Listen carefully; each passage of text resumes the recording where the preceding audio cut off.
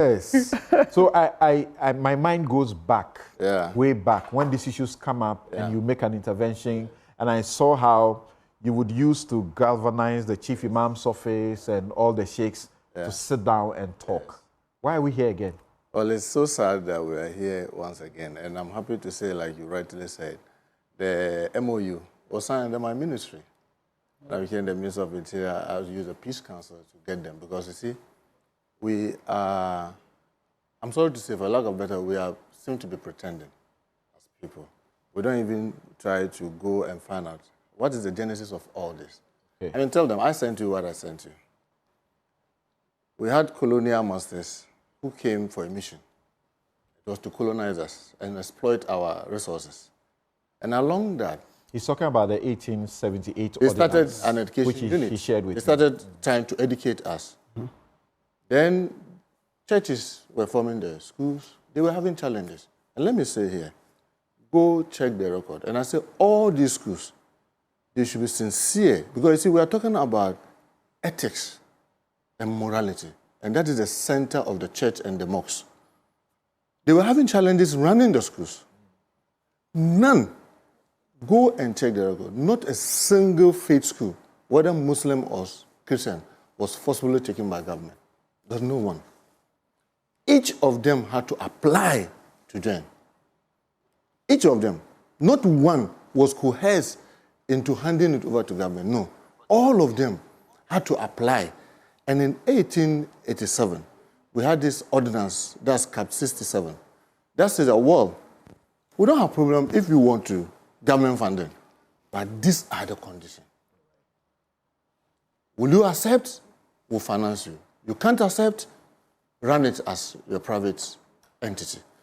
And each of them that you see today that are so huge, accepted. And that was the condition under which the colonial masters, and I mean, I sent you that, I mean, and Section 7, and I'm sure those ordinances are there for everybody to go and cross-check. Section 7 of the Education Ordinance of 1887, that's Cap 67, articulated the following. Direct religious teaching shall not form part of the instruction to be given in any government school. Section 8 states, assisted schools shall, on being allowed by the Education Board or Board of Education, be enabled to receive aid from the public funds of the colony on the following condition. So you see, the first one is talking about government schools. Yeah. The second one is talking about assisted schools. Right. That the school be open to children without distinction of religion or race. And that's what we continue to practice up to today. That's why the school selection selects you and puts you anywhere. It doesn't allow you to say that, I won't go to this school because it's a Muslim school. I won't go to this school because it's a Christian school. Because of the inclusivity. And assisted school means faith-based. That school not being a government school, receiving financial assistance from the government. Yes. No, and that's most important here. 6, Section 8(6), that no child receive religious instruction objected to by the parent or guardian of such child, or be present when such instruction is given. And then the interpretation column, that's Section 3, says, assisted school means a school, not being a government school, receives financial assistance from the government. And this was 1887, long before we had independence. And when we had independence, this was what is in our Education Act. Just to keep the inclusivity. This is what we had in our Education Act of 1961. And I'll just read a section. Section 22 says, provisions relating to race, language, and religion. A person shall not be refused admission as a people to, or refuse attendance as a people at a school on account of the religious persuasion, nationality, race, or language of that people, or of either of the parent of that people. 2, a test or an inquiry shall not be made of or concerning the religious belief of the people or student prior to their admission to a school or college. 3, a person attending or desirous of attending a school as a pupil shall not, if parents object, be required to attend or to abstain from attending, whether in the institution or elsewhere, a Sunday school or a form of religious worship or observance or instruction in religious subjects. Why did I make reference to these two? Listen. I'm sorry to say, I sit today as the Minister for Interior, and yesterday we just finished a West African security meeting with all the ministers from West Africa, and then we were gracious to have the Minister for Interior for Netherlands sitting in. You may not believe me. Our forebearers did so well by putting this to keep us together. Mm-hmm. They did so well. Mm-hmm.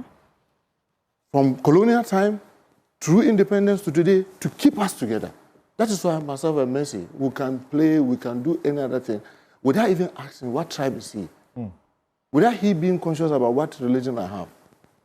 But something, I heard some of the arguments Prof and my sister were making. Believe me, since this struggle started, we have never asked, when I say we, I'm talking about the Muslims community, that allow us to build a church, a mosque in a Catholic school. Never. Never. All we are saying is that... So on that point, before you continue to develop it, the plaintiff in this suit, Shafiq, yeah, he says, he confirms what you have just said. Yes. He says, we are not seeking to build mosques in mission schools. All we are asking for is to be allowed to pray and fast. Simple. So I asked him the question, in Wesley Girls, do they prohibit prayer by Muslims? And he says, yes, I'm told. And something, yes, let me say this. And I sit here, with the greatest of respect and with all my integrity. Wesley Girls asks girls to spy even the Muslim girls to make sure they don't pray. Yes. I'm told they hide. They hide to pray. They have to hide to pray. Look, we are playing with something that, I'm sorry to say, can degenerate our society. Do they but my worry is the this. Friday prayers? No. Like people no. who go to church on a Sunday? No. Is there a daily prayer? Yes, the daily prayer. In the case of Muslims, women alone do not even do Friday prayers. It's not even mandatory for a female to be there. That's why you see when you go to most of our Friday prayers, many of them you don't even see them in large numbers. You see the elderly because it's not mandatory, it's for the male. I get it. And even in the case of the male student, let's say, for lack of better word, let's say Presbyterian Boys Secondary School. My second born attended Presbyterian Secondary School. They only have a place where they worship. It's not a mosque, but they give them a space where they can worship. In Achimota, they're giving them a place where they can worship. But they adhere to all the schools. And people say that, oh, you can't get up and go and pray at 1 and get up and go and pray at 3. That's not what they are seeking for. During break time, the prayer takes sometimes 5 minutes. Don't criminalize it, because they are criminalizing it on those campuses. But let me say this something. I can tell you, majority of the Christian schools are very accommodating. Believe me, if you ask me to rank them from, say, 1 to 100, I can say with authority that over 80% of the Christian faith-based schools are very accommodating. Now, since this struggle started, do you know what we are beginning to see as ministers, or as the Minister for Interior? Some of the Muslim schools are beginning to also do. I said, no. What you complained that was wrong somewhere, we will not allow you to also do it here. Because one, others are beginning to say that, look, you come here, this Ahmadiyya Muslim, I'm just saying that because I don't want to mention a specific school. This is a Muslim school, so you have to perform ablution and you have to be in the mosque. Fasting is one of the 5 pillars of Islam, and it's mandatory for every Muslim who is healthy. So during Ramadan, we won't cook, we won't provide lunch. We only provide the dawn prayer. If you want, you can keep your dawn prayer food as a Christian and eat it in the afternoon. That is intolerance. Whether it's coming from the Muslim faith school or Christian faith school, we are saying that less accommodation. And then you see that what do you call it, we did, the Memorandum of Understanding, we took our time. And I must admit, it was started by the previous government. And when I came, I said, no, this is a very good thing that we need to finish the race. So together with the Minister for Education, we tried to get this thing signed. You see the people who signed, 13, almost all the heads, including the garrison education and the police education, they all signed that will be accommodative. And accommodative varies. But what is happening in some of the schools is that they virtually criminalize even you trying to say that you are of this faith or that faith. And Susan was talking about order. Yes. So we are in the school, and the Muslim student has to move out how many times? Maybe 3-4 times during the day to go and pray. The school management may think that is not good for their education. It's an interruption. And it may not also help to properly monitor them. What do you say? And I say that, look, anybody who tries to do that is an act of indiscipline because that's not how it's done.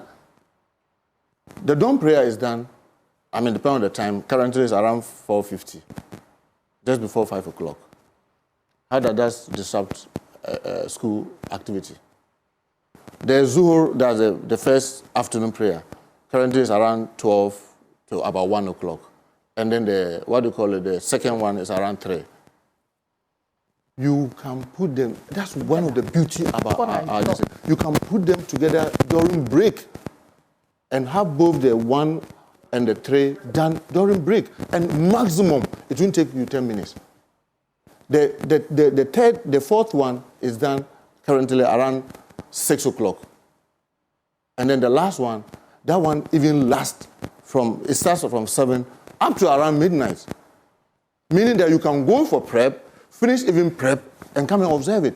So if anybody says that, because I'm a Muslim and I'm in even TIMAS, Ahmadiyya Secondary School, will not allow you to say that, oh, it's 12 o'clock, I'm going to go out to pray and come back. And then 3 o'clock, I'm going out to pray. No, even TIMAS will not. Islamic Secondary School in Kumasi, they will not allow you because they know you can do that during break time. But the problem we are having is that when people criminalize it and say that this is a Christian, so we don't want to see you worshiping any other thing apart from what we believe. We are saying that you are imposing your faith on this innocent. And look, and I repeat, with the greatest respect, that you said over 80% of the faith-based, Christian faith-based, very they observe this. And they observe it. But the only challenge we have is is it really about, we won't allow you to express your worship or manifest your religion, or it's about this time won't allow you to make this movement? It is complete. For those who are, like Wesley Girls, and I keep repeating because we've been engaging for the past 5 years. Ask everybody. I had to go and meet the most reverend with a team of parliamentarians. And we made the case that, look, you remember all that? Mm-hmm. We've been engaging and saying that, look, can we be accommodative? Because it is, I'm sorry, I'm speaking now as a member of parliament. Mm-hmm. And I'm telling what we did. And it's like, you can't impose your will on us. But we are not imposing our will on you. We are saying that this is a country that all of us, belongs to all of us. And we all have to be accommodative to accommodate each other. But let me say this, very, very important.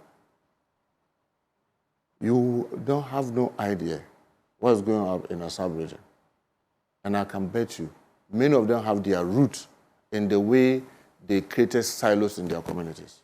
I don't want to mention specific countries. As we speak, as the Minister supervising national security, I'm telling you that some of our neighbors have up to 1.3 million internally displaced people because of this kind of misunderstanding. 1.7 million displaced internally. Some of them have run to us. You see them on our streets. We are trying to get them back into their country. And the challenge is that. Do you think that getting 5 judges in the Supreme Court, or at most 3, to make orders, will be the best way to go? Frankly speaking, if I had my way, I would have said that let's continue engaging. Because believe me, 5 years ago when we started this, and now, there's a huge improvement. So let's continue. For me, that trend, liberty. Remember when apartheid was in South Africa, it was seen as legitimate, even though everybody saw it as inhumane. But gradually, people were able to get out of it. Slavery was legitimate. until people came. I mean, colonization was legitimate. But gradually, I believe that God will be able to overcome. Yes, we have some that are very recalcitrant. Because even the Methodists that we are saying, I know some Methodist schools who are accommodating. Yes. Others are not. And we are saying that, and my worry, frankly speaking, is when our religious leaders step in, because they tend to fuel the crisis even more. And for me, and with all greater respect and humility to them, ethical leadership is so important. Briefly, one of your campaign promises was to ensure that we don't have people being restricted in wearing their hijab in their workplaces and so on. How far with that? Yeah, we are on, and His Excellency John Dramani Mahama is very emphatic. His belief is that we must create all-inclusive society. Let's not segregate ourselves and disadvantage each other, because for whatever reason, if I disadvantage my sister Susan, I haven't done anything. Okay. Yes, Prof. Bokwin, you wanted to say something?